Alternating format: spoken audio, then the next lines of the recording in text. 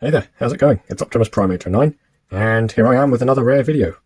So, I've received this figure in the mail today. I know there's been a lot of hype and excitement surrounding it. It was only officially revealed a few days ago, but I know a bunch of Redditors and people online had their hands on the figure and leaked it early. So I thought I would just do a nice in-depth video review of it so that you have a real person's thoughts and feelings on it. I've not really messed with it, so we'll be experiencing this together. Bear in mind I've not actually played the game, but it is on my backlog, and so I'm sorry if I misname anything or if I don't know what something is. And there's no script here, just my genuine thoughts and feelings, and if I stutter, then that just makes it part of the experience, hey? A bit more real. So let's take a look at the packaging. This is part of the Shapes collection, which is, I guess, all of the new PlayStation figures that they've been announcing. And there was the Kratos and Atreus, there's a Jin Sakai from Ghost of Tsushima, and I think there's some other geezer from Forbidden West. There's the bio. You can pause that. I imported mine from AliExpress, so if you want to get this for yourself, that might be a good place to look, because I actually got it a bit cheaper than what they're saying it's going to retail for, which is around $50. Cool. So I did already unbox the figure, but I really actually quite like this unboxing experience. This whole thing is a sleeve. We'll just yeet that away. And you've got this lovely artwork here. Goes around to the side. And this amazing piece of artwork on the back. Well, that's the sort of thing that you could have in your bedroom and feel quite good about. There we go, that's the top. There were some like sticky tape things that I've already removed. There's the bottom, a bunch of Chinese or Mandarin that I can't read. And let's open this up. Boom. So obviously this is where the figure would have been. And you get this lovely backdrop, which would make for a nice display piece. And then you've got all the accessories here behind this plastic window. Some more artwork, cool. So I'm going to take this stuff out and I will get back to you once I've done that. See you soon. Okay, we're going handheld for this part. So I've got all the accessories laid bare. You can see the 3 pairs of hands. There's a pointy hand. And I don't know what you'd call that. Oh, that's like a drawstring hand for the bow. And we have these two. A holdy hand. And then 2 fists. And there's the quiver, nicely painted. Here we have the bow. I like this design very much. And this is an actual string, as you will see later. We've got an arrow. We've got the spear. And then we have these 5 faceplates. So including the one that she comes with out of the box, that's a total of 6. Got this slightly confused / Warcry type of head face. And you've got this nonchalant face. Got this one, the nice war paint. She's kind of surprised to see all of you. We have this one where she's smiling. She has some different war paint going on. And then there's this one where she goes all in with the paint. As you can see, the paint application technique, I guess it's laser printed. It's really very nice and accurate. Kind of reminds me of Hasbro's process. I'll get in a bit closer, you can appreciate it. A little bit annoyed there. There you go. So those are all the accessories that she comes with, and that's a very good amount for what you would be paying for the figure at retail, I think. Considering all of this and the figure itself, I think it's pretty good value for money. But I won't keep you waiting any longer. Let's take a look at the figure. And there she is. Doesn't she look fantastic? Stop moving, camera. There we go. That didn't do anything. It's still moving. I'm sorry. Yeah. Look how great she looks. This is the face that she comes with outside of the box. She's got the stare going on. So she's looking off in the distance, giving you the side eye. If you'd like to focus, that would be excellent. No, you don't want to do that for me? Okay, there we go. So yeah, you can see all the great paint that she has.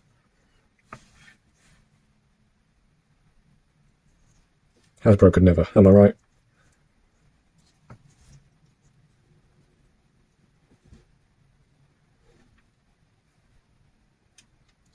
Very nice. So yes, let's do the articulation next. So she does have some trouble standing sometimes. I think that might be down to the way her feet are designed. More than just the sculpting, the actual articulation in the feet kind of makes it a bit harder for her to stand, but I'll show that off in just a second.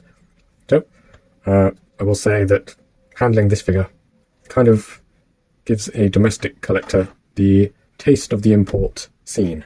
And it kind of shows you how the grass might be greener if you move beyond just the domestic providers like Hasbro and McFarlane and Select, and could give you a bit of an idea of what it's like to own an SHF or Mafex figure. So the head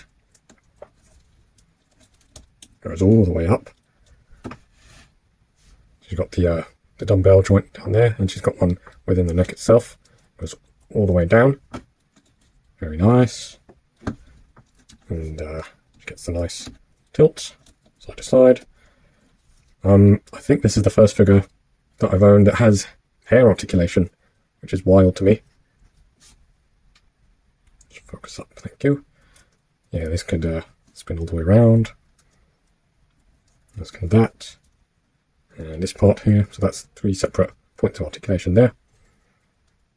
And I believe these parts also articulate.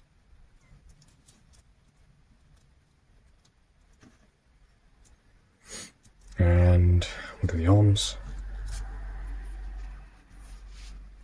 So she got some butterflies in there. They're a bit hard to see.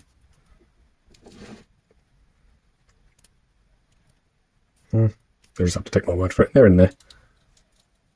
That allows some movement there.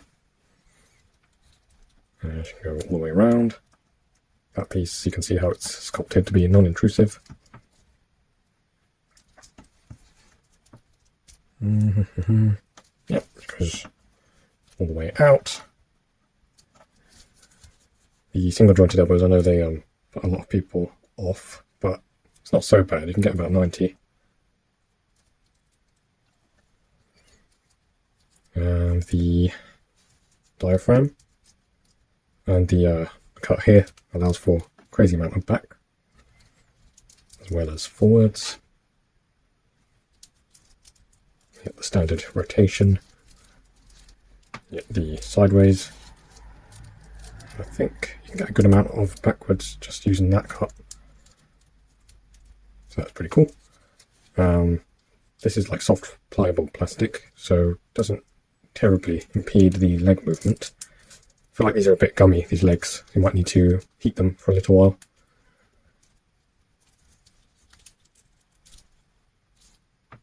It's pretty good, right? And forwards. I'm sure if you stress it a bit, you could get it to go a little further, but I don't really want to do that. She does have pinned knees, which is a bit strange, considering the rest of it is so well executed.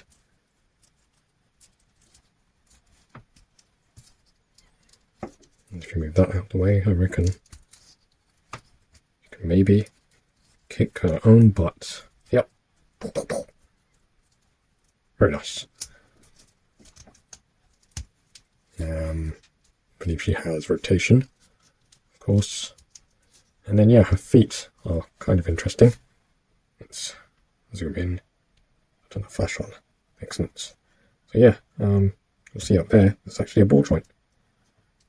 I've never seen that before. It does make her a little harder to stand up, but it does allow for, I think, if you're going to have her legs sort of splayed out, having that ball joint can make it easier for you to get her feet to do something like that. And then she has the down to a crazy degree, the up and then obviously the angle pivots and the toe joint. Nice. And then, yeah, I forgot the hands. These have really deep cuts in them.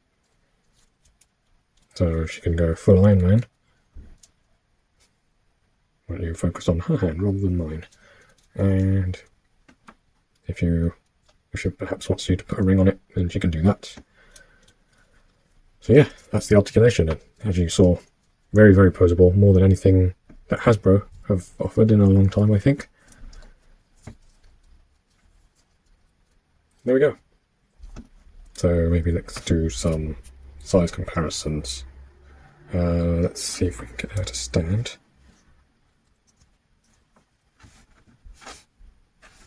Let me just pause this real quick. So there she is next to the Marvel Legends yellow jacket. I know that she faces off with, like, you know, mechanical dinosaurs and things, and I feel like a lot of people will have Marvel Legends, and it's kind of feels like something that she might take out quite easily, I'd imagine. And here we have the Studio Series Rise of the Beast SS102, I believe. Optimus Prime. This is the Byway edition with the nice red and all the cool improvements.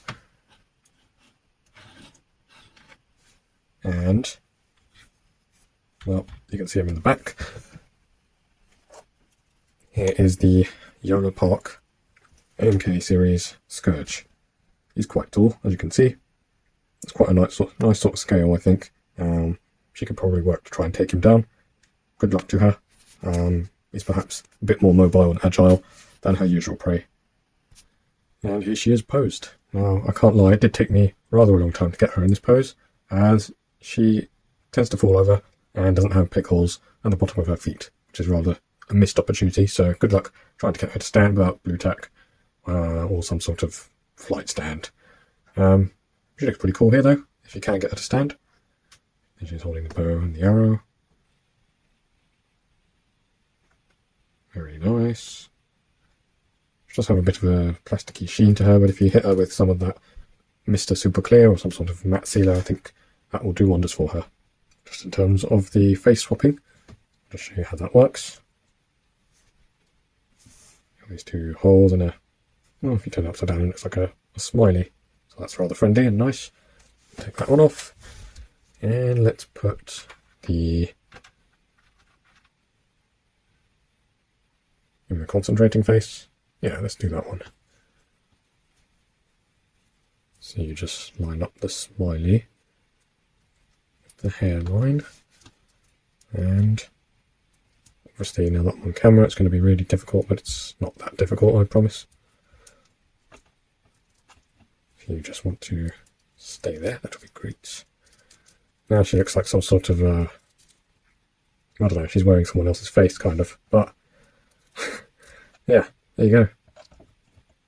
You've not seen the seam line, which is a bit odd, and I think if you really push it and secure that connection, that would look pretty good.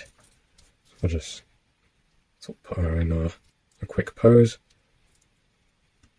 It's great if you can actually see what I'm doing. Let's zoom out.